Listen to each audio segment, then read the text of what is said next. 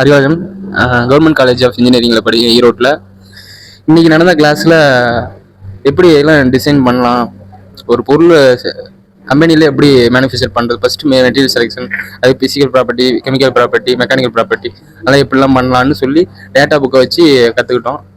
அதுக்கப்புறம் டாலரன்ஸ், அதுக்கப்புறம் மோட்ஸ் இப்போ சொல்லி தந்தார்.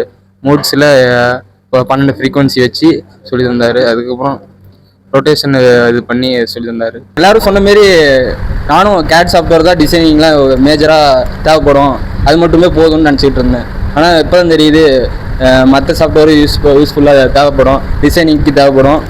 ஆன்சி சாஃப்ட்வேர் தான் முக்கியம் டிசைனிங்க்கு அப்படின்ட்டு சார் சொல்கிற மாரி இப்போ தான் கொஞ்சம் புரிஞ்சுக்கிற மாரி இருக்குது. ஆன்சிஸை பற்றி நல்லா சொல்லி தந்தார் சார்.